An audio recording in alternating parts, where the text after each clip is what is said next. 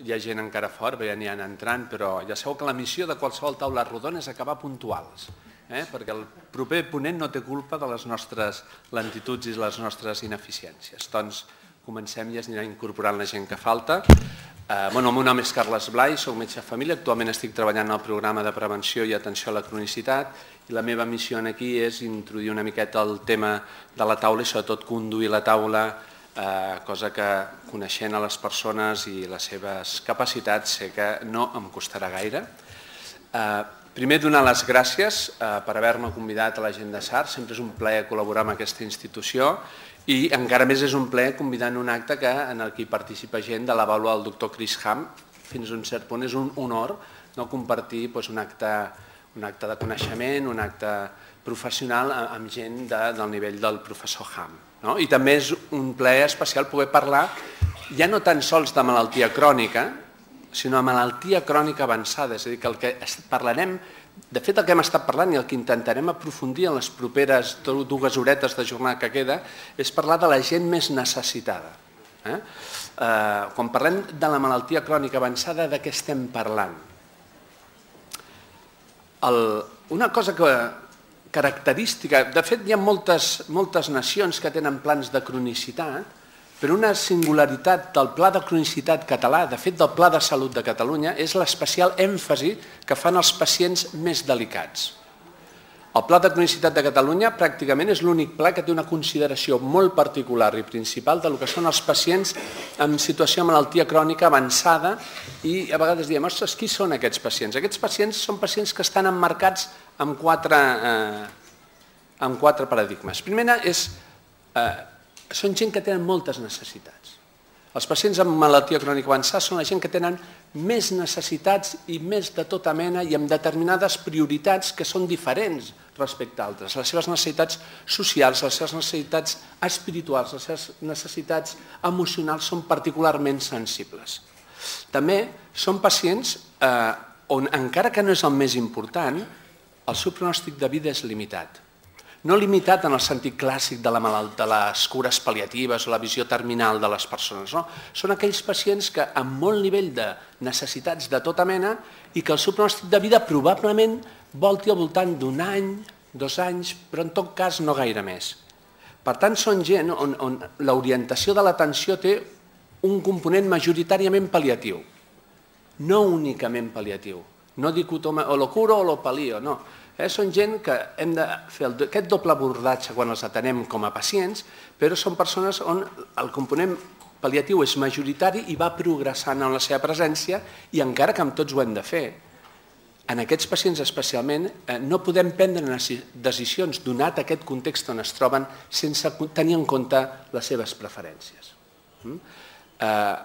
La presa de decisions en aquests pacients ha de basar-se en les directrius que surten del propi pacient i en un pla de decisions anticipades amb un advanced care planning ben construït. Aquest seria el quadrilàtero en el qual es mouen aquests pacients. I quants n'hi ha? N'hi ha molts o no? De quanta gent estem parlant? Això és més o menys de qui parlem, de quanta gent estem parlant. També és cert que Catalunya és dels pocs països que està en condicions de poder establir quina és la prevalença comunitària d'aquests pacients.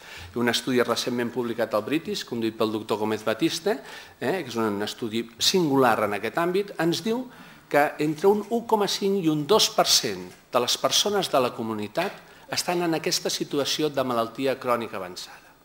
No són pocs. No són pocs, estem parlant d'entre 100 i 150.000 catalans que en aquests moments es troben amb unes particularitats d'atenció que ens hauríem de plantejar si són capaços de cobrir. Fixeu-vos que aquesta situació sacseja el concepte d'atenció pal·liativa que hem tingut fins ara.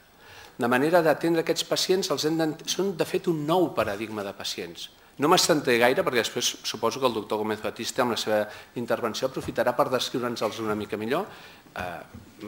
Si no ho pensaves fer, Xavier, et prego que ho facis. D'acord? Perquè és molt interessant, perquè realment estem construint un nou paradigma de pacient amb unes necessitats i que requereix una manera nova d'atendre'ls i una manera que té molts components, una manera molt polièdrica, moltes facetes per atendre'ls bé i per pensar i per redissenyar els sistemes d'atenció a la salut i els sistemes d'atenció social, hem de repensar des de moltes dimensions aquests pacients. Amb una taula rodona com la nostra només tindrem capacitat de mirar 4 d'aquestes facetes, amb el benentès que els propers ponents, el doctor Gómez, el doctor Pasqual i el doctor Ledesma, ens acabaran de donar una visió més completa, però hem volgut amb aquesta taula fer una mirada més aprofundida de 4 facetes concretes de l'atenció d'aquests pacients. Per fer-ho tenim aquí a 4 persones de la senyora Mireia Marigó, que és treballadora social de l'organització Sarcohabitae, del responsable dels serveis mèdics d'orientació pal·liativa de Sarcohabitae, que és el doctor Paco López. Tenim la Imma Ferrer, que és infermera de primària, és una de les responsables del programa de cronicitat de Terres de l'Ebre, i el doctor Jordi Amblàs, que és geriatre i és el cap de la unitat geriàtrica d'aguts de l'Hospital General de Vic. Aquestes són les 4 persones que ja us aniré introduint una miqueta perquè hem comptat amb elles per tractar aquests temes. Hem dit que la primera missió és acabar puntuals, per tant, en un homenatge a Chris Ham. Chris Ham ja ens ha il·luminat en la seva presentació sobre això, els 10 principis, però llavors vam dir, escolta'm, ja que parlem després d'en Chris Ham, anem a fer un homenatge a ell i farem un homenatge al número 10. Per tant, els hem demanat als ponents que no parlin més de 10 minuts per donar-nos 10 idees. I així és com hem organitzat la taula. 10 minuts, 10 idees d'aquestes 4 facetes de l'atenció d'aquests pacients. La primera faceta, que de fet ja ha sortit a la taula inaugural, és el tema de la integració de serveis socials i de salut. Això és un eslògan que el va sentint a tothom, no? Sempre que sents alguna taula de presentació diu, hombre, en esto de la cronicidad avanzada hay que integrar el sistema social, el sistema de la salut. Escolta'm, això més enllà d'un eslògan, per què ho hauríem de fer? Llavors li vam demanar, qui ens ho pot dir això? Doncs li vam demanar a la Mireia. La Mireia és una treballadora social de veritat, no de despatx, és una persona que treballa pacients. I diu, escolta'm, des del punt de vista d'una treballadora social, quines serien aquelles 10 reflexions que ens han de convèncer que efectivament l'atenció a la salut i l'atenció a l'àmbit social s'ha de treballar d'una manera integrada per gestionar millor la situació d'aquests pacients. O sigui que Mireia, quan vulguis, és el teu torn.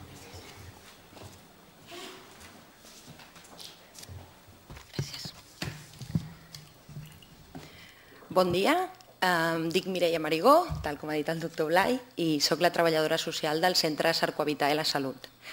El primer de tot voldria agrair la confiança que m'heu donat per permetre'm participar en unes jornades com aquestes de manera activa i amb una taula rodona amb aquests grans professionals. Dit això, he trobat convenient començar la meva intervenció, que us intentaré explicar en breus paraules què és la integració social i sanitària. I per això he trobat convenient començar amb la definició que fa l'OMS de la salut. L'OMS defineix la salut com el complet benestar físic, mental i social de l'ésser humà, no només l'absència d'enfermetats. És per això que jo vull recalcar la importància que té la part social en la concepció de la salut. Més que res, perquè quan ens enfrontem a una nova malaltia, també ens enfrontem a diferents canvis que afectaran directament a la resta de dimensions de la persona, ja sigui a nivell de relacions afectives, laborals, familiars, socioeconòmiques, etc. Llavors, a continuació, breument, us intentaré explicar els 10 ítems que he trobat més adients per presentar-vos què significa això de la integració social i sanitària. El primer de tot ha de ser universal i equitativa, és a dir, ha d'arribar a tothom i ha de ser justa. No es podrien tolerar mai cap tipus de discriminació a nivell de religió, de sexe, de qualsevol tipus de discriminació. El segon ítem seria que cal garantir el continuum assistencial. És fonamental que existeixi una bona connexió entre els diferents recursos sanitaris i fent una bona transferència a la informació. És per això que considero important fer servir una història compartida i d'aquesta manera estaríem fent un seguiment constant i poder garantir així una qualitat assistencial. Si us fixeu, en un sol ítem he explicat tant el continuum assistencial com la qualitat assistencial. Més que res perquè la meva manera d'entendre la sanitat és que no pot existir una qualitat assistencial si no va lligada a un contínuum. El quart punt seria la gestió de recursos.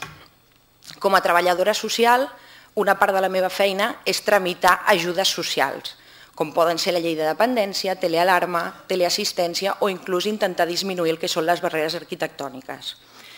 El nostre objectiu envers aquest ítem seria poder pal·liar aquelles necessitats de la persona que compliquin més la situació de malaltia crònica que pateix aquest pacient. A continuació parlaré de la prevenció de les dificultats socials de la cronicitat. Com comentàvem anteriorment, enfrontar-nos a una malaltia crònica també vol dir enfrontar-nos a noves situacions que veuran alterades les altres dimensions de la persona. I aprofitant l'exemple que ha posat el doctor Ham, si ens imaginem una senyora Smith que viu en un quart pis amb dificultats de moviment, que té unes malalties cròniques i, a més, té afegida una diabetis molt descompensada. Aquesta persona anirà al metge, rebrà un diagnòstic i posteriorment li posaran un tractament terapèutic amb unes consignes molt marcades. Posem-nos al cas que aquesta persona ha de fer un retorn al domicili. A nivell social ens haurem de preocupar sempre que abans de fer aquest retorn hi hagi algú que el pugui ajudar a poder accedir a la farmàcia a buscar la medicació, a poder anar al mercat a buscar els aliments per dur a terme aquesta dieta baixa en greixos, com seria el cas que ens trobéssim davant d'una persona amb una diabetis descompensada. El sisè ítem és la manca d'ús d'escales socials. Lògicament, sí que existeixen escales socials per valorar el risc d'institucionalització que pugui tenir un pacient. Però si jo parlo aquí de Bartel o Minimental, tothom sap quines escales estem valorant. Però si parlem d'escala de Gijón o escala Zarit, no ho sé si tothom ho té tan clar. És per això que jo des d'aquí intento reivindicar la importància que té la part social en tot el que és el tractament al pacient. L'escala de Gijón seria una escala molt curta i molt senzilla, però que ens dona moltíssima informació del que seria la part social i el seu entorn. I per altra banda considero també fonamental entendre com es troba el cuidador, perquè si un cuidador no està al 100% mai podrà oferir la cura concreta que requereix el seu malalt.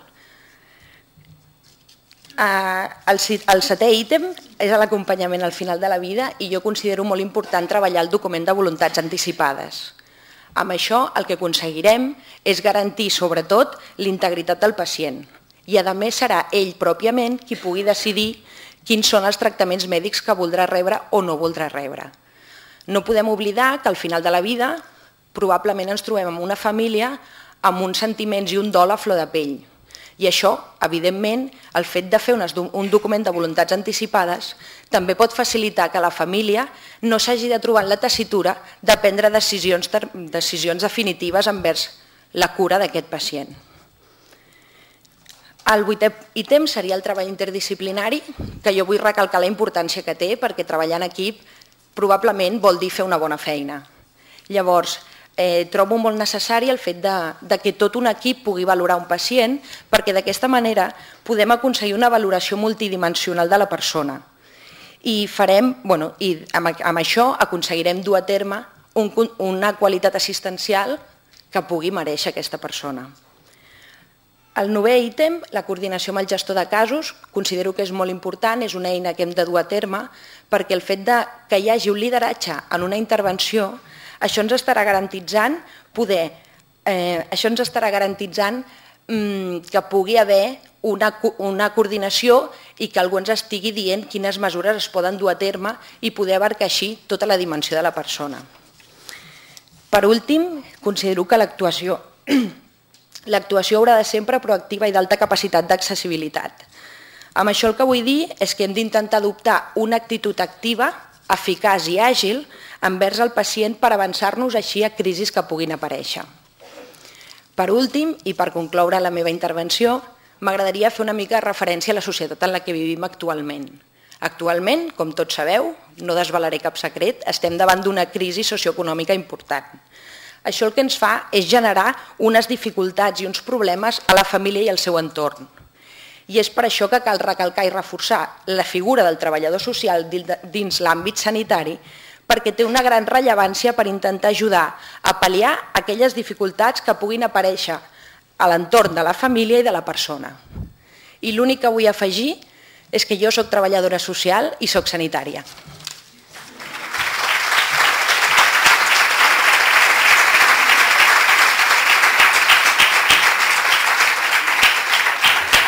Molt bé, moltes gràcies, Mireia, per la concisió i per l'oportunitat dels missatges. Ens comentava el doctor Ham que un dels elements clau en el progrés de l'atenció integrada cap a aquests pacients és el lideratge clínic. Posar el lideratge clínic en valor en el que són les organitzacions. Un dels llocs on més s'està aconseguint i d'una manera més interessant és precisament a Terres de l'Ebre. Terres de l'Ebre és un dels llocs on l'asseguradora, on CatSalut, ha injectat talent clínic directament en la presa de decisions, que no és un fet especialment habitual.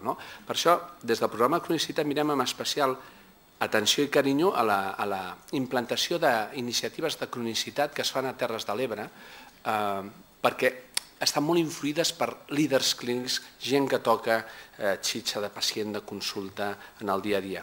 Fixeu-vos, fins a tal punt és així que jo li vaig proposar a la Imma Ferrer, li vaig dir, ostres, Imma, fes els 10 ítems claus del rol d'infermeria en l'atenció a aquests pacients. I ella mateixa em va dir, jo considero que més que parlar de rols hem de parlar de serveis i en aquest entorn el servei de garantir el 724 en aquesta franja de pacients, en aquesta tipologia de pacients és particularment important. I és cert, els pacients amb malaltia crònica avançada tenen, anava a dir la mania, però per la gent no és així, però tenen la realitat, el fet que sovint es descompensen o generen noves necessitats en entorns fora d'hora, quan els seus referents directes no hi són.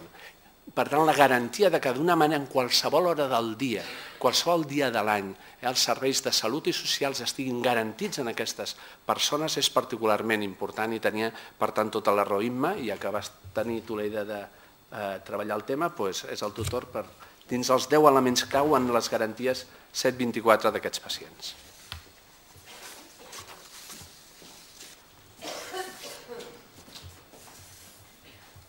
Bon dia a tothom. Gràcies en primer lloc a l'organització de la jornada per haver pensat en mi, per poder-vos explicar la nostra experiència. I com ha dit el doctor Carles Blai, a mi em toca parlar dels 10 elements claus necessaris per garantir l'atenció al pacient crònic complex. I com no podia ser d'una altra manera, el punt número 1 és el pacient. El pacient com a nucli de totes les nostres intervencions, de tot allò que fem, sempre hem de pensar en el pacient. Per tant, aquest pacient és necessari que el tinguéssim ben identificat, tant el pacient com el cuidador. I aquest pacient també ha de tindre un professional de referència, perquè quan passa això que deia el doctor Blai, que se descontrola a les 5 de la tarda quan el seu professional de referència no estigui, ell tingui un telèfon de contacte per poder trucar per qualsevol necessitat que tingui, bé sigui un consell de salut o bé sigui una reagudització.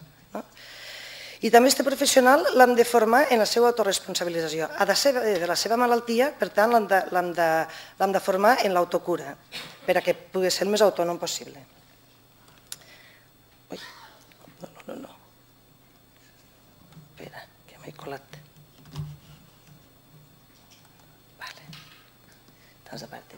El segon punt és l'atenció primària. L'atenció primària com a eix central de l'atenció a aquests pacients, perquè som els que estem, jo parlo per la meva realitat, les 24 hores als pacients, els que tenim més proximitat. Per tant, els metges i les infermeres d'atenció primària són els referents d'aquests pacients i han de garantir l'accessibilitat al sistema sanitari i donar al pacient sempre l'atenció més adequada en el moment adequat. És a dir, si fa una reagudització i el podem solucionar ni que sigui a les 2 del matí al CAP, no l'hem d'enviar a l'hospital. I ha de ser l'atenció primària qui sigui el garant d'això. Per tant, l'atenció primària també haurà de definir quin model vol adoptar per a poder donar servei a aquests pacients, no només en les reaguditzacions, sinó tot en la primera fase de prevenció d'aquestes reaguditzacions. I és important que l'atenció primària s'organitzi per poder donar sortida a aquests pacients. Un punt clau és, i com a infermera que soc, no podia ser d'altra manera, potenciar el lideratge clínic infermer, com a garant dels cuidadors d'aquests pacients i de l'atenció i seguiment dels pacients crònics complexos. Per tant, això comportarà una sèrie de canvis de funcions i de rols a les àrees bàsiques. Haurem de deixar de fer per poder fer. Potser haurem de deixar de fer i mirar tantes tensions que venen a controlar-se l'atenció cada 2 mesos, haurem de fer-los més responsables i que es puguen fer més autocura i nosaltres poder-nos dedicar més a la part preventiva i a altres temes del pacient complex. Un altre punt important és l'atenció hospitalària. També els hospitals hauran de transformar la seva organització i la seva estructura tal com està organitzada en aquest moment i donar alternatives a l'hospitalització convencional. Quan un d'aquests pacients reaguditza i l'enviem a urgències perquè no han pogut solucionar el problema a l'àrea bàsica a les 5 de la tarda d'un dissabte, doncs igual se passa fins al diumenge al matí voltant per urgències. Per aquesta raó s'ha cregut convenient crear arreu del territori el que anomenem unitats de subaguts, perquè aquests pacients tinguin un tracte diferenciat un cop tinguin que arribar a l'hospital. També hem de definir bé el paper de l'àrea de 24 hores i dels hospitals de dia.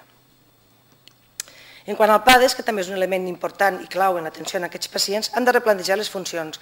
No pot ser que el PADES en l'actualitat estigui fent funcions que ha de fer l'atenció primària.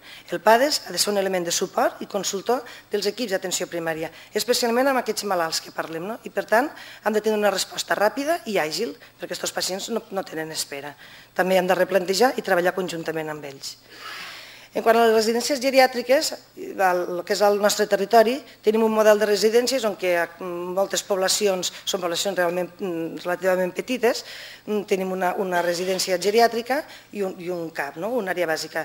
Doncs bé, hem d'establir convenis de col·laboració perquè sigui l'atenció primària qui doni l'assistència sanitària a aquests pacients. Però llavors garanteix també el 724.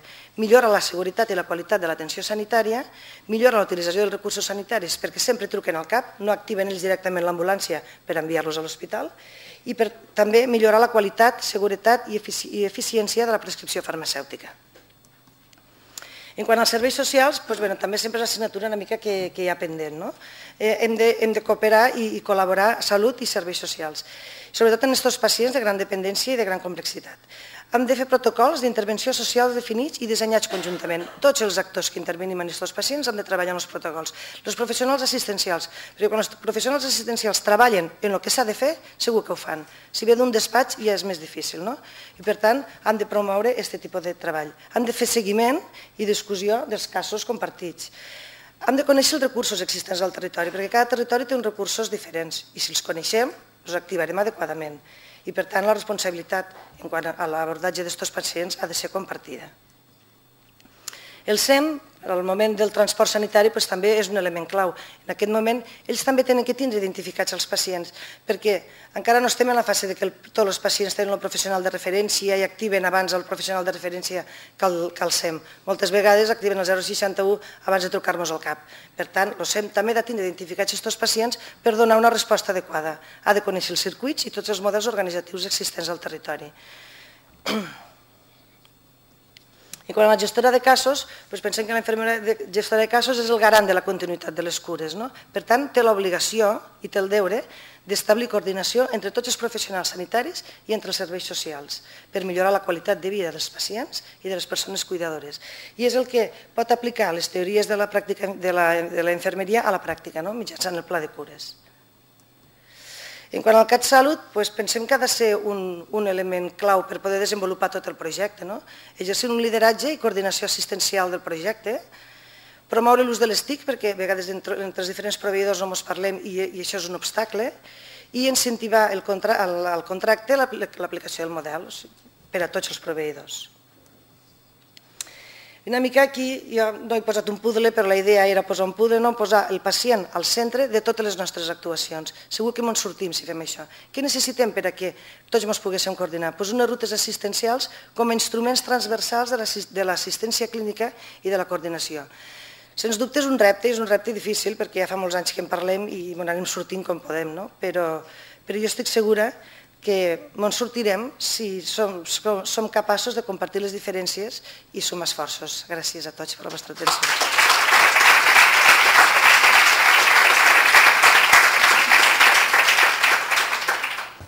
Moltes gràcies, Imma.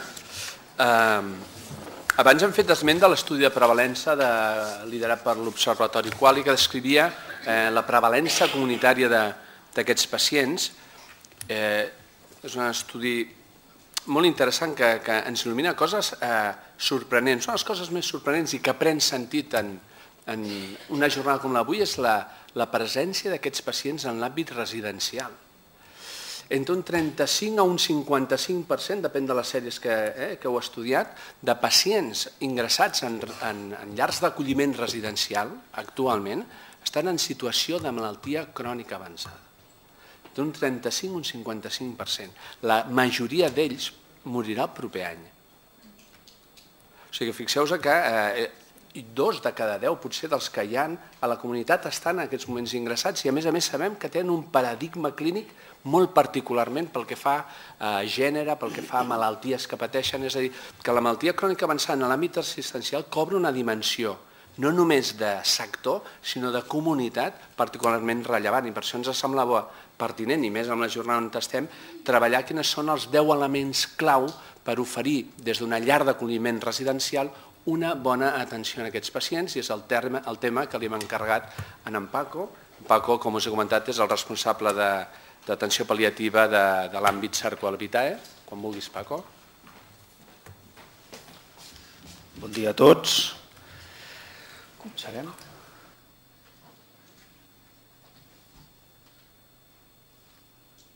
Funciona això.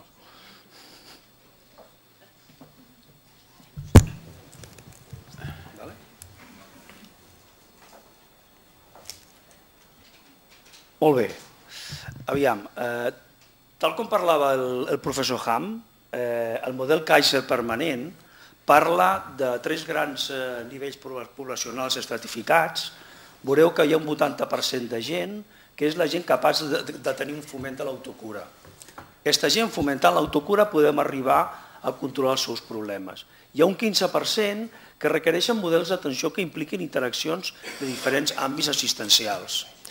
Hi ha un 3%, entre un 3 i un 5%, depenent de la situació i de la població, que tenen major complexitat clínica. Aquest seria el perfil de la majoria dels nostres malalts.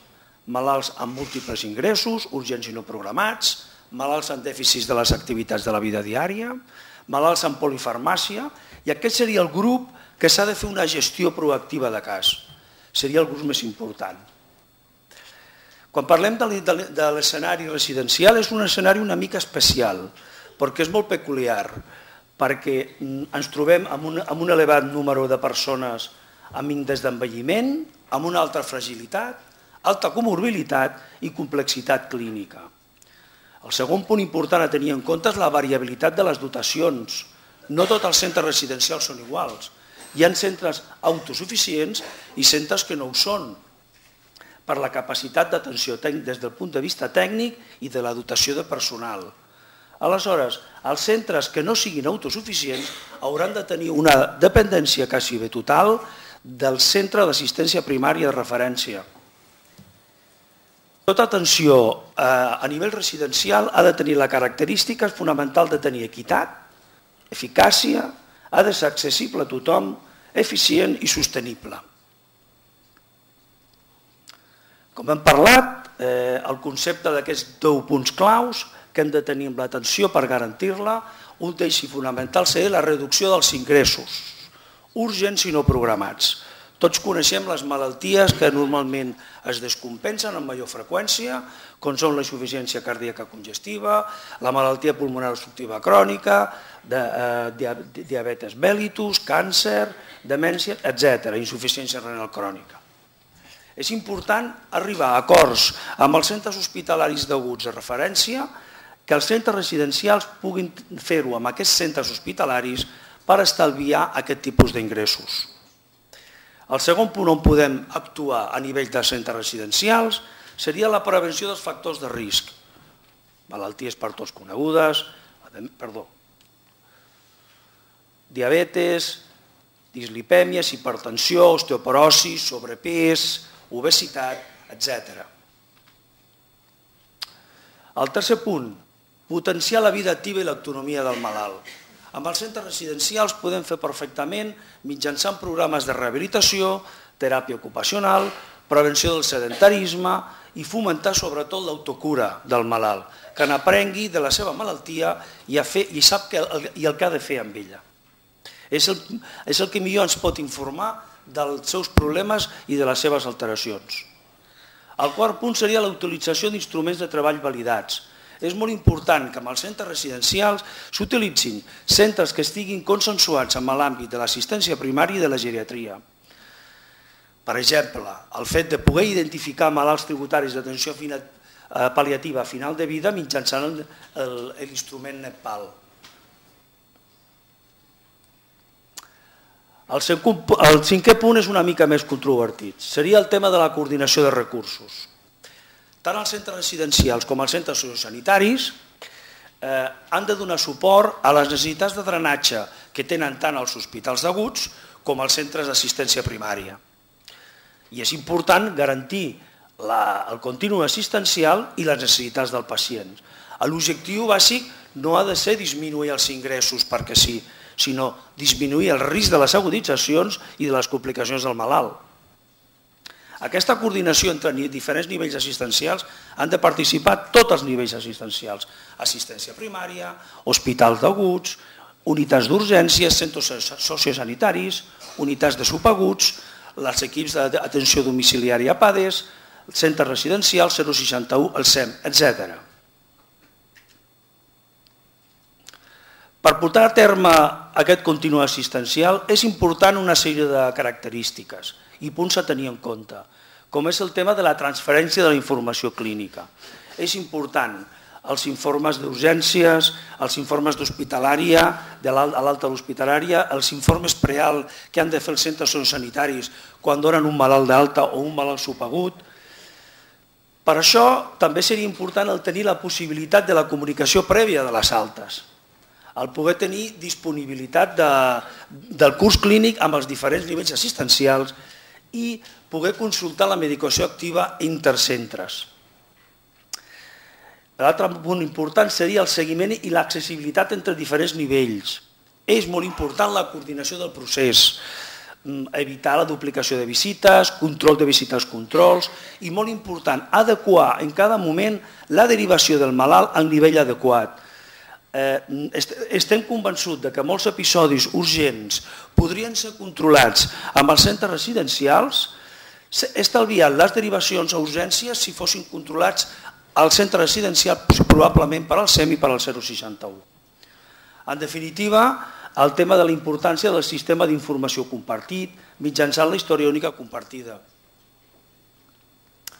El punt 6è és un tema que tothom estem parlant en aquesta taula, és el tema del model de gestió de casos. El model de gestió de casos pot ser propi o pot ser coordinat amb assistència primària. Els centres autosuficients podran tenir el model de gestió de casos propi, però els centres no autosuficients hauran de dependre i tenir el suport de la gestora de casos de l'assistència primària o del seu cap de referència. El 7è punt, l'equip assistencial ha de ser multidisciplinari. És molt important identificar les necessitats des del punt de vista multidimensional i haver-hi una expertesa en geriatria, que pot ser del propi centre o per suport de la unitat d'assistència primària. El punt 8è és la reducció de la despesa farmacèutica. Està demostrat l'alta polifarmàcia entre la gent gran, és molt important realitzar la conciliació de la medicació a l'ingrés del malalt, revisions periòdiques dels plans farmacològics, segons els criteris del pacient geriàtric de VIRS, adaptar-se al CapSalut, Stop Start, etc. Fins ara hem parlat de donar suport al malalt, però no hem d'oblidar mai el suport al cuidador i a la família. És molt important evitar la claudicació familiar i la claudicació del cuidador. I per últim, el punt de C seria la planificació de les decisions avançades. És important fer una revisió sistemàtica de la situació del malalt i fomentar el document de voluntats anticipades en pacients que es troben en situació de final de vida. Amb això finalitzo l'exposició. Gràcies.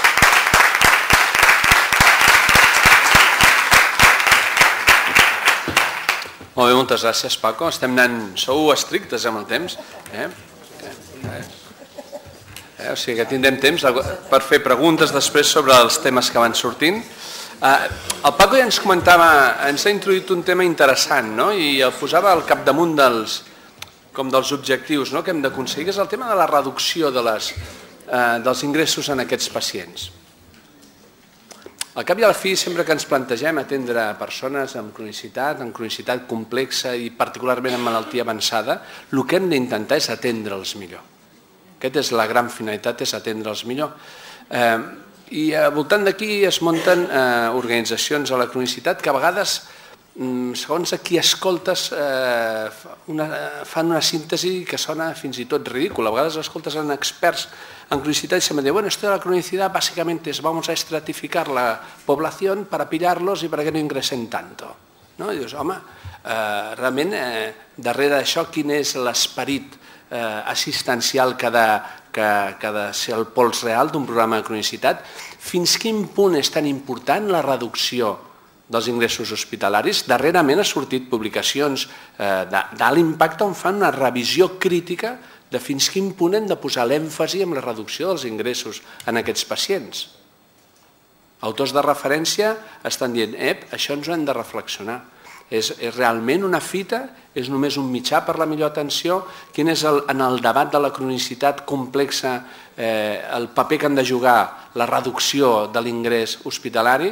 Doncs aquí necessitàvem algú que hi posi gràcia, que hi posi intel·ligència i que hi posi expertesa per revisar l'evidència i el coneixement que hi ha en aquest àmbit, que és un discurs central en tot el que són polítiques de cronicitat, i per això li van demanar a en Jordi i en Blas que ens fes les 10 reflexions que un ha de tenir en compte a l'hora de dir a los crónicos hay que ingresarles menos.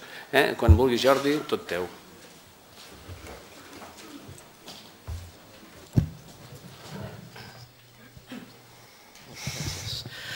Molt bé, hola, bon dia, quasi bon migdia a tothom. Estic molt content que en Carles i per extensió Sarquavité m'hagin convidat. De totes maneres, no sé per què m'heu convidat, deu ser per un tema d'amistat, perquè realment jo de programes de planificació no en sé ben gens. Jo soc un metge que em dedico cada dia a treballar a l'hospital, probablement és per aquest motiu, ingressos sona a hospital, i de cronicitat tot el que sé és que probablement el 100% de tots els pacients que veig cada dia són pacients crònics amb complexitat, bàsicament perquè em dedico a una unitat geriàtrica d'aguts. En aquest sentit, m'agradaria poder conèixer molt més el dia a dia de la realitat residencial i penso que és un repte que un dia m'hauré d'autoimposar, perquè la realitat està on hi ha la gent, i per extensió és el mateix que passa a nivell comunitari, és a dir, jo una mica tinc la sensació de viure en un lloc in vitro, estic allà al meu hospital, vaig veient com m'entren aquests pacients, veig com surten, i probablement en aquest sentit tinc una visió parcial del que ara aquí us explicaré. Aquí a l'auditori hi ha algú més que treballi en un hospital? Bueno, Déu-n'hi-do. Ho dic perquè una mica em sento com el Mourinho de la sessió d'avui, és a dir, vinc, d'acord? Sigui com sigui, aquest és un repte important i l'altre repte important és que, a més, en Carles em diu tot això ho has de fer en 10 minuts. Dic, moltes gràcies, Carles. Anem bé de temps. Però ara m'acaba de dir que anem bé de temps i com que veieu que tinc tendència a enrotllar-me, doncs així tindrem una mica de més de marge. Molt bé, per què de la reducció d'ingressos, de fet, i si mirem els plans de salut del món, la reducció d'ingressos, almenys durant molts anys, ha sigut una norma constant, perquè constantment surt que els ingressos s'haurien de poder disminuir a l'atenció als pacients crònics.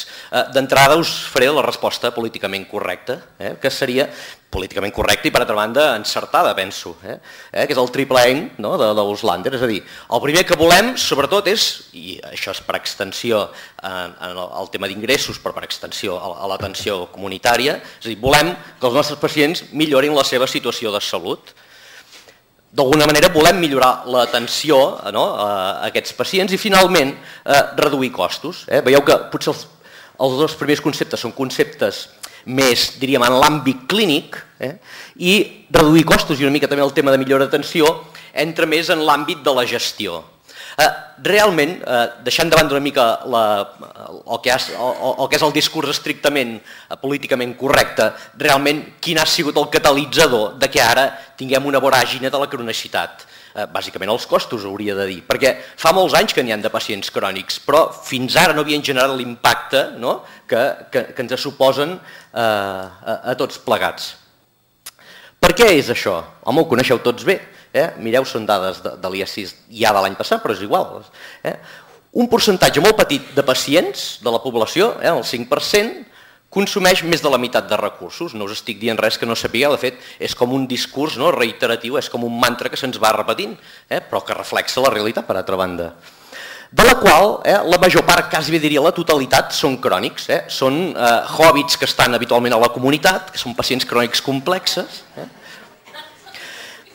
i que, caram, aquests hòbbits que d'alguna manera en diem crònics complexes, a tots ens generen mal de caps. Els gestors, els planificadors, els generen mal de caps i de fet la complexitat, quan li demanes a un gestor o un planificador, què és complexitat? És aquell pacient, quin és? El que gasta molt, el que fa molt ús de recursos. Els clínics, quan ens demanen què és complexitat, són aquells hobbits, són aquells pacients crònics complexes que ens generen dificultats en la presa de decisions clíniques. I probablement és per això que a vegades quan els planificadors i gestors i els clínics parlem no ens entenem, perquè parlem de complexitats diferents.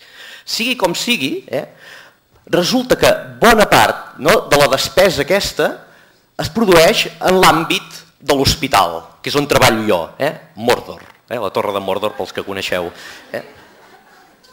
Llavors, davant aquesta realitat, pocs, que molts són crònics, gasten molt i gasten molt a l'hospital, home, és del tot lògic fer el pensament de dir, escolta, si n'hi ha molts que els podem seleccionar d'alguna manera, que podem evitar que vagin allà on gasten molt, probablement farem un estalvi.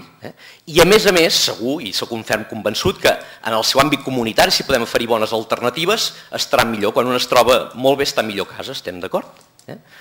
Aquest cost d'internament, bàsicament, de què ve derivat? Bàsicament, perquè aquests Covids estan més temps a l'hospital, és a dir, un percentatge molt petit dels pacients que ingressa és els que estan més de 2 setmanes a l'hospital, i no només això, i de fet és una cosa reiterativa que va sortint, que és que els costos de la readmissió, mireu, aquí baix no es veu gaire, però hi ha edat, des de 0 anys fins a 100, no, 150 anys, no deu arribar, 100 anys. Fixeu-vos que quan un pacient reingressa, qui gasta més en el reingrés és aquell que és més gran, per tant, ho tenim clar. I, com us deia abans, d'alguna manera, si així aquí he fet una entrada políticament correcta, ara faig una primera reflexió, que és absolutament demagògica, però que és certa, penso. La reducció d'ingressos per si mateix ha de ser un objectiu o ha de ser la conseqüència d'una millor assistència, és a dir, d'alguna manera els atenem millor i per tant no han d'ingressar tant. Amb això estaríem tots molt d'acord, és molt bonic, però la qüestió és com ho fem això, d'acord? Mireu, on som? Bé, som a l'auditori d'aquí al Col·legi de Metges, però us ensenyo la Terra Mitja. El Senyor dels Anells, algú l'ha vist mai o no? Sí, no, igual aquí jo m'estic motivant i no. La Terra Mitja. La Terra Mitja, bàsicament, en resum, es divideix en la comarca, que és on viuen els hobbits, la comunitat, d'acord? I amb la Torre de Mordor, que és l'hospital, que té tendència a obrir les portes sempre que li truquen les portes. Rarament a urgències, quan truques no t'obren la porta. Us deia, hi ha una sèrie de hobbits d'aquests que es descompensen, quan es descompensen o tenen una crisi aguda, no planificada, van a l'hospital. Quin problema té això? Ho dèiem abans, no? Això té un cost significatiu. D'alguna manera, us ho introduïa abans, la manera de canviar això és dir, doncs, molt bé, d'aquests ens hi fixem que n'hi ha un 5% que són, casum dent, els hobbits que gasten més i, d'alguna manera, hem gastat i seguim gastant molta energia en dir com els podem enganxar, com podem saber qui són, perquè d'alguna manera no vagin tant a l'hospital i no hagin de reingressar tan sovint.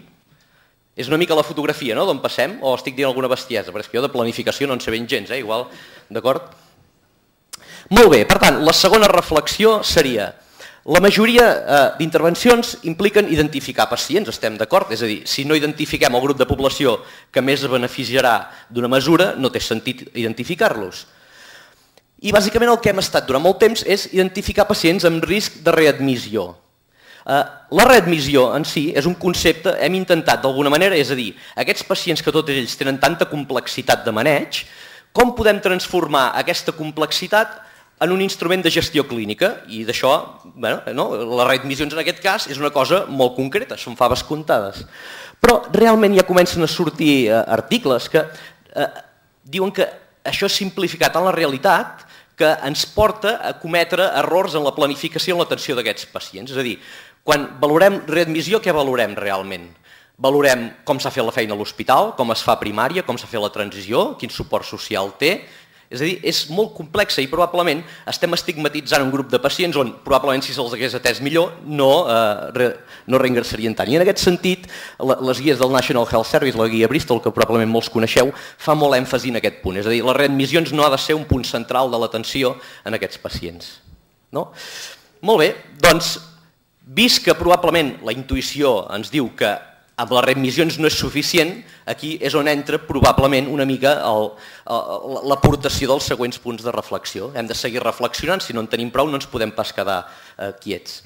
I en aquest sentit us recomano molt, mira, és de casa de l'Steve Ham, això, del King's Found, l'autora aquesta fa en un article meravellós unes reflexions impressionants. Al final fan allò que fan tant els anglesos i de fet que ha fet el professor Ham fa una estona, és dir, d'una cosa molt complexa em faig una paràbola senzilla i així a tots ens queda molt clar.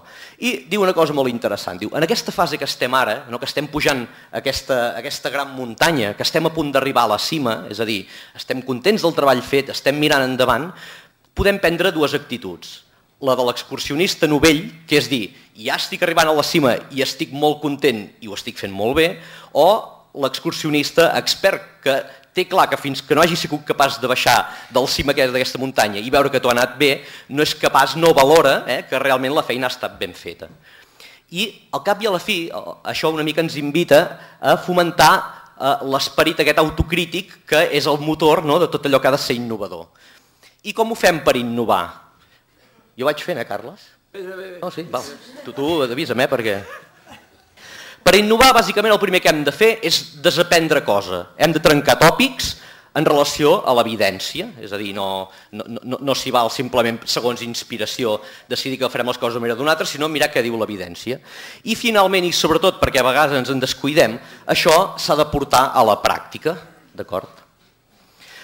Molt bé, jo ara aquí diré una sèrie de tòpics i d'alguna manera intentaré desmitificar-los. El primer, crisi i descompensació és igual a hospital d'aguts. Durant molt temps ha sigut així i probablement aquí tots, i de fet s'ha dit repetidament, estaríem d'acord que idealment no. És a dir, sobretot en un grup molt seleccionat de pacients on realment els objectius no han de ser estrictament potser els de supervivència, probablement idealment molts n'haurien de poder ingressar. Estem d'acord, però també estem d'acord que en els últims anys hi ha molt poques intervencions, fins on jo conec, que hagin demostrat que d'alguna manera es poden reduir les derivacions significatives d'una sèrie de pacients a urgències. És a dir, hi ha moltes petites propostes i no hi ha cap sang grial de la disminució de reducció d'ingressos a urgències. Què tenen en comú? Totes les mesures que han demostrat d'alguna manera eficiència. Doncs ens ho deia abans el doctor Ham. És a dir, sense integració clínica és impossible assolir l'objectiu aquest que dèiem. I m'ha agradat perquè ell ha explicat l'exemple de Torbay i realment Torbay una mica en aquest sentit és un mirall de com hauríem de poder fer les coses, almenys és el mirall europeu que tots tenim. És a dir, de forma concreta, per exemple, programes d'hospitalització domiciliària han millorat algun resultat, programes de case management han millorat algun resultat, però realment sobretot han millorat resultats on el punt de partida era dolent. És a dir, si jo he estat fent durant molts anys les coses molt malament, una petita millora dona uns grans resultats de salut. D'acord? Estic tirant una mica de demagògia, però és una mica per emfatitzar que probablement, és a dir, no és tan senzill com dir ara a casa meva decideixo que ompliré la comunitat de community matrons, faré com l'Evercare anglès, i se'm resoldrà aquest problema. De fet, quan coneixeu bé el cas aquest, quan es va omplir la comunitat de community matrons, l'únic que va passar és que va augmentar molt més la derivació a urgències dels pacients. En aquest sentit, realment hem de saber una mica el pro i els contres de tot. Llavors, realment, l'única manera de poder atendre situacions complexes, estem parlant de pacients complexes, és fer intervencions complexes. I alguns direu, sí, molt bé, tot això molt bé, però amb quins calés, com ho fem? La situació és complicada. El mentrestant, aquí és on hauríem d'arribar, mentrestant com ho fem? Hi ha algunes coses que han millorat eficiència? Doncs sí, i per exemple, en aquest sentit, alguna intervenció bona, bonita, barata, que hagi demostrat eficiència i que no estem fent, en podríem dir unes quantes, surt també del King's Found, és posar seniors consultants a urgències, que tinguin maneig del pacient crònic complex, del pacient geriàtric, i que d'alguna manera, en aquest centre de gravetat que a dia d'avui encara, de la crisi que és a urgències, sàpiguen, siguin capaços de dir aquest pacient que m'ha vingut, que de moment no estem podent oferir, aquesta atenció 7 dies, 24 hores, és a dir, és inevitable que vagi a urgències de moment, però l'important no és que vagi a urgències o no, sinó què fem quan vagi a urgències. Surt més endavant.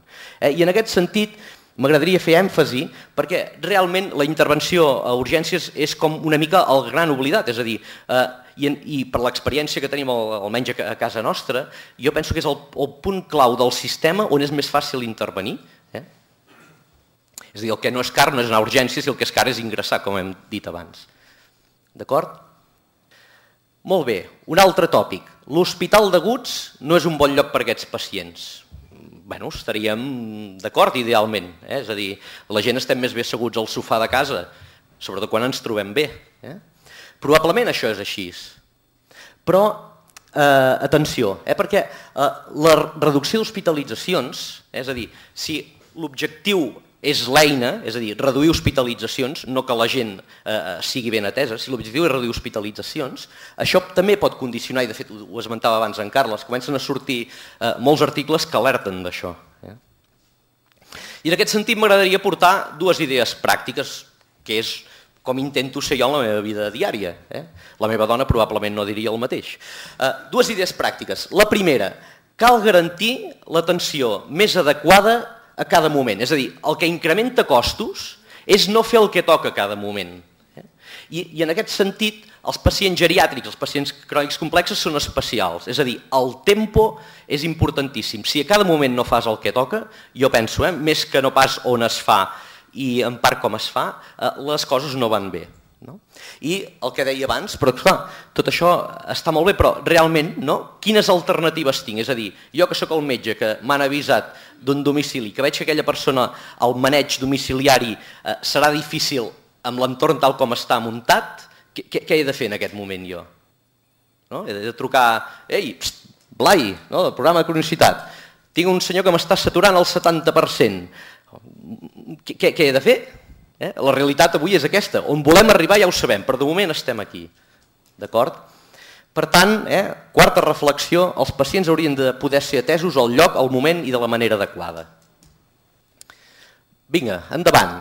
Aquests pacients presenten alta freqüentació d'urgències, més ingressos i estades més perllongades.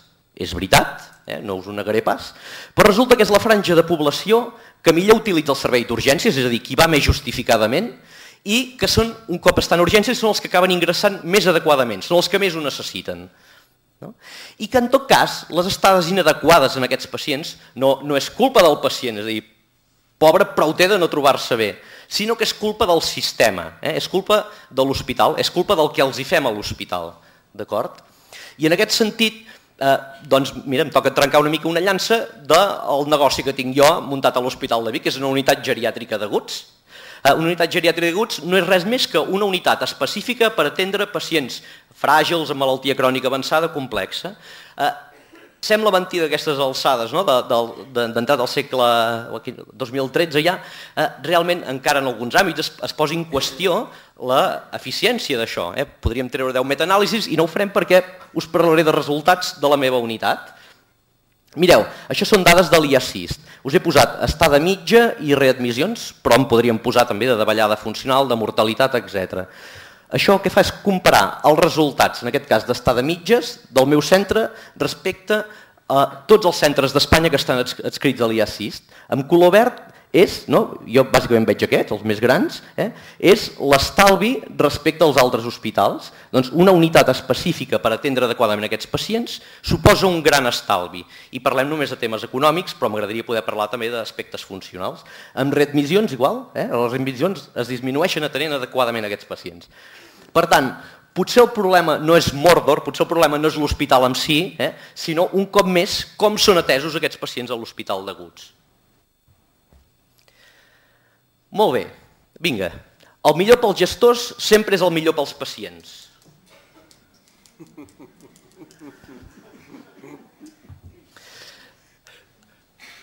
Segur que cal parlar de costos, és a dir, no hem de ser ingenus, però l'objectiu no hauria de ser l'estalvi, sinó la sostenibilitat, el value money, és a dir, que els diners que tenim siguin ben invertits, d'acord? Però atenció, perquè, comentava abans també en Carles, hi ha alguns assajos dissenyats per evitar hospitalitzacions estan començant a demostrar que hi ha un augment de mortalitat en aquells pacients. I no parlo de pacients en situació de final de vida, parlo de pacients que realment una actuació mèdica, una actuació planificada, està condicionant mals resultats de salut i en alguns casos la mort és un resultat hard, no? de mal resultat de salut. Això ha passat en pacients amb BMPOC, també hi ha algunes experiències de telemedicina que ha passat el mateix. I en aquest sentit, la major part deveu conèixer aquest article i si no us el recomano especialment, on diu coses molt gruixudes, però que hem de tenir totes les orelles obertes si volem seguir avançant i innovant. I en aquest cas, d'alguna manera insisteix que les evidències en les intervencions de les reduccions d'ingressos encara són deficients, són poques, i hem estat planificant, d'alguna manera, a partir de conceptes erronis. No sóc un expert en això, però podríem parlar del tema de la regressió a la mitjana, etc. D'acord? Per tant, la reflexió és ull, com els medicaments, que estan pensats per fer un bé, els plans de salut poden tenir també efectes indesitjables. En tot cas, segur que hem de seguir innovant, però hem de monitoritzar estretament. Molt bé. Ja estic acabant, professor Blai? Bé? 2-3 minutets. El coneixement geriàtric és només pels geriatres. Només faltaria que això fos així, això seria un desastre. Ens hauríem equivocat molt els geriatres. I de fet, la tecnologia que fem servir, que és la valoració geriàtrica integral, que simplement és, el que ara se'n diu una valoració multidimensional, fer llista de problemes clínics, fer llista de situació funcional, fer llista de situació mental, cognitiva, emocional i social i fer un pla assenyat d'intervenció, això que és tecnologia barata, que només vol dir fer servir el cervell, això sol ha millorat, ha demostrat millora de l'eficiència a tots els nivells on s'ha fet, a l'hospital, a la comunitat, a les residències, evidentment. I de fet, una cosa tan senzilla com dir, amb aquests pacients més complexes, d'alguna manera, els metges de primària, que són els experts en els pacients perquè els coneixen de tota la vida, i els geriatres, que són potser els experts en el coneixement geriàtric, fent consultes mixtes, això sol, és ben senzill, tot això sol, ja ho voldríem, ja ho firmaríem per demà mateix, ha demostrat disminuir un 10% les derivacions a urgències, i hi ha experiències en aquest sentit. I una mica d'autocrítica, jo penso que val la pena ser autocrítics també, podria ser que la geriatria, els geriatres, durant massa temps hagin viscut d'esquena a la realitat de primària i d'urgències, que hagin viscut in vitro en les nostres unitats de rehabilitació pensant-nos que fèiem les coses molt bé quan realment el valor que tenia era baix. Molt bé, ja estic acabant. Tot això són les evidències, però a la pràctica, que és el que no ens podem deixar segur. Quan jo dic a la pràctica, és a dir, què penseu que diré ara? Què us ve al cap? Probablement ens venen coses diferents al cap. Probablement els planificadors, els gestors, ens ve al cap al territori, a la pràctica. Què puc fer al territori? Els clínics, què ens ve al cap? Què puc fer amb aquell pacient crònic complex que se'm descompensarà? Això genera una dicotomia, és el que deia abans, a vegades quan parlem no ens entenem. M'agradaria fer èmfasi en una cosa que és de sentit comú, però que és que l'objectiu no és millorar el procés, l'objectiu no és l'eina, sinó l'objectiu és el resultat de salut en els pacients.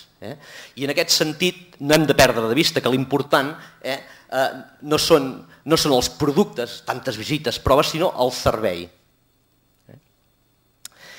I que, a més, tots els canvis que planifiquem, si a nivell micro no som capaços d'implantar-ho, si no som capaços que els professionals que treballen a l'assistència a aquests pacients entenguin què han de fer, tinguin les eines per fer-ho, els canvis no sortiran enlloc.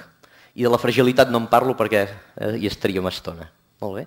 Llavors, per tant, una mica és per què tots els que estem aquí tenim tan clar, o tenim força clar, què s'ha de fer a nivell poblacional, tenim un pla de salut, tenim tot molt clar què hem de fer, però per què ens costa tant, ens segueix costant tant en el dia a dia a l'hora de la presa de decisions clínica. Hi ha una segona dicotomia, i aquesta ja és la penúltima diapositiva. La segona dicotomia quina és? Que és davant el pacient, però també de la planificació del pacient, això és molt vell, és del 2001, tenim que davant d'una situació concreta podem tenir un alt grau de certesa, és a dir, a mi em visita un pacient, doctor, em trobo molt malament, miro, està amb un sucre de 5.000, home, tinc un alt grau de certesa del que he de fer i tinc un alt grau d'acord de què li he de fer, és a dir, miro la guia de glicèmies de 5.000 que he de fer. d'acord? A mesura que ens allunyem sobre el grau de certesa de què li passa a un pacient i sobre el que hem de fer, és a dir, allà on no arriben les guies, on no arriben els protocols, és on comença la incertesa, és on comença la complexitat, d'acord? I per tant, penso que probablement, i ho deia molt bé també, què he de dir jo, el doctor Ham, és a dir, la visió aquesta molt centrada en òrgan, en planificació i en atenció d'òrgan, potser té sentit en la gent que aplicant un protocol funcionaran bé, és a dir, fem una ruta assistencial, fem una guia, hi ha un grup de pacients que amb això en té suficient, però aquest grup de pacients no són la majoria. I en aquest sentit, cada cop més, i ha sortit abans, el concepte de multimorbiditat va adquirint més valor i més pes. És a dir, no hem de fer guies per malalties, sinó els canvis s'han de fer, hem de començar a tenir guies per d'alguna manera poder atendre aquestes persones amb multimorbiditat. I aquí tenim la sort a casa de poder-ne començar a tenir alguna, és a dir, sabeu, tots coneixeu, i de fet em feia referència abans al doctor Blai. Què fa el MACA? Doncs realment hi ha un instrument que és el NECPAL que ens fa que tinguem menys grau d'incertesa sobre on passem en aquell pacient i d'alguna manera ens dona ja un grau d'acord sobre què hem de fer amb aquell pacient amb complexitat. Es tractava de fer una mica de propaganda, no? Molt bé, per tant això ho dèiem, no té sentit l'enfoc unidimensional, malaltia centrat en un grup de pacients. I finalment, i aquesta és l'última, m'he reservat dues paraules per acabar perquè 4 no hi cabrien, per fer una reflexió final. La primera, el primer concepte, la primera paraula que ens hauríem d'endur a casa és el value, és el valor. No és el valor d'afrontar la situació que tenim ara, que també el necessitem, sinó el valor que ens explica el Michael Porter. D'alguna manera, què ens diu el Michael Porter? Que tot el que fem, les accions, han de tenir unes conseqüències, uns resultats de salut. És a dir, per exemple, jo puc tenir un pacient, per exemple, que em ve amb una insuficiència renal crònica molt greu, que clínicament està indicat fer diàlisi, que tècnicament és factible fer diàlisi, però probablement, segons quines condicions estigui, no tindrà valor que jo li faci diàlisi a aquella persona, per exemple, que està enllitada i que està en una situació de demència avançada. És a dir, tot el que fem ha de tenir un valor i és des d'aquí on aconseguirem el triple objectiu aquell que deia al principi, reduir costos segur, però millorar la salut i millorar l'atenció. I l'última paraula que voldria dir és una paraula que jo no coneixia fins fa 2 setmanes, quan vaig entrar al blog del British Medical d'aquest senyor, del Richard Smith, que és la multiplicitat. Aquest senyor, ja ho veieu, parla inclús del Barça i de fet per això em va cridar l'atenció, si us he d'enganyar. Realment, què vol dir multiplicitat? La multiplicitat és la sinergia de les persones, dels professionals. De fet, ell diu, els professionals som els que tenim el poder d'alguna manera per canviar les realitats. I diu, mai un equip com ara havia tingut tants bons jugadors, però això era insuficient. Què fan els jugadors del Barça? Es passen la pilota molt ràpida i amb molta precisió. És a dir, hi ha una sinergia que d'alguna manera és un exemple a seguir. L'article aquest, de veritat, és divertidíssim. A més, comença a parlar del Renaixement i comença a explicar... És del tot recomanable. Una mica em voldria quedar amb aquestes 2 conclusions. El que hem de fer ha de tenir valor i no ho farem bé si no som capaços de fer-ho amb multiplicity entre tots. Això és tot. Gràcies.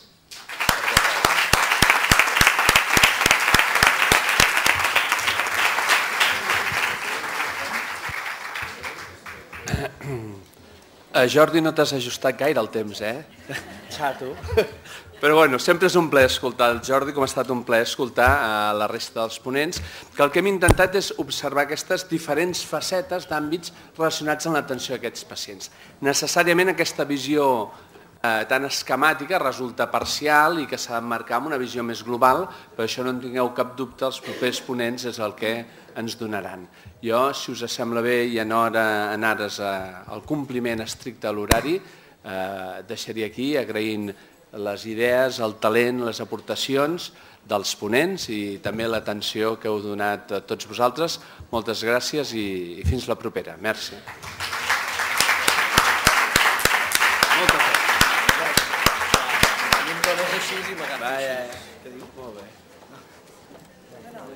Molt bé.